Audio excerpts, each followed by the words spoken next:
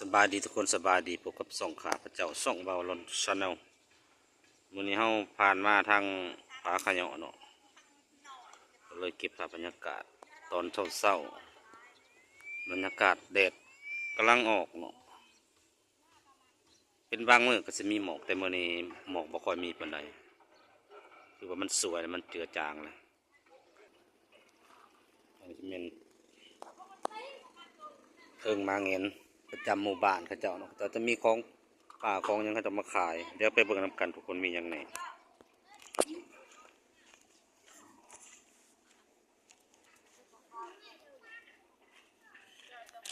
ไม่ยังกันเนี่ยปิดไว้เนี่ยท่านี่เด้อ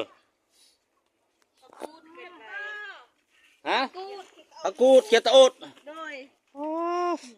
ห้อยใส่เขียดตะโอดนี่ตัวบ่แพงแล้วก็บ่ถือเนาะพูดละ50มันถือตัวไรบ้านนี่เขาเจ้าให้ถามอันนั้นนี่มายังเกาะมะกอกมันเป็นอะไรมะกอกมะข้อเอาตัวบ่ต้มน่ะนี่ต้มเนื้อยังดิบนี่50มีแต่ผู้สิให้ซื้อบ้านเนี่ยเขาเจ้าผากมาเขาเจ้าบ่ได้ผากเงินสับอันนี้บ่ละต้มบ่อันนี้น่ะถุงเท่าไรอันนี้น่ะถุงเช้าโล50ละ20อันเท่าไรสิแม่ใหญ่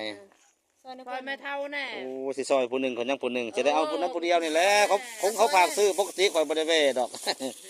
เบิ่งเขียดตะโอดก่อนห้อยละ50,000เนาะซอยนี่น่ะโตชื่อซอยคำคอชื่อเนี่ยคนอยู่ผู้เดียวสิกินจังไดเด้อนี่กูอยากให้ซอยแล้วก็ปิดวิดีโอก็เด้อก็ถ่ายวิดีโอเด้อขออนุญาตเด้อห้อยออกโทรศัพท์นะเจ้าข่อยสิเอานี่นำแต่ผู้เดียวนี่แหละข่อยบ่มีเงินเด้อน่ะชื่อซอยเขตเนี่ยเขียดก็สิบ่ได้เอาดอก20,000บ่นี่น่ะเอาห่อหนึ่งห่อถุงหนึ่งเดี๋ยวเขาจะเอาเงินคนจะลดเขาฝากซื้อดอกมิตรผู้ยังให้ซอยเนาะโอ้จะมีเงินเด็กสิมาเมาเขียดเลยโดยคอยเอาอันมาก้อมาข้อเพิ่นก่อนเบิ่งเงินก่อนมีเงินให้บ่เนาะบาทนี่เงินใบน้อยไปซื้อนมเลยได้เนาะบาทนี่มีให้แลกกันเด้อเงินให้แลกกันเด้อมีเงินใบแสนใบเดียวนี่ได้อันนี้โอ้เด็กน้อยลิ้นยังเนี่ยลิ้นรถก็ประยุทธ์เลยว้ายเว่เมื่อกี้นี่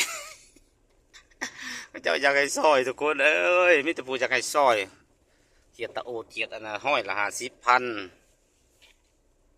เงิน50,000คือว่าแล้วก็พอกินอยู่บักหลายเติบเกียรตะโอดไม่ตัวนี้ใหญ่ทุกคนเลยร้อยถ่ายเอาข้าเจ้าอยู่โอเคเดี๋ยวแล้วจังสีมาเวะบอกข้าเจ้าไว้เขาบอกไม่กี่ตัวข้าเจ้าได้เงินมันนี่อยู่เงินก็ได้ครับ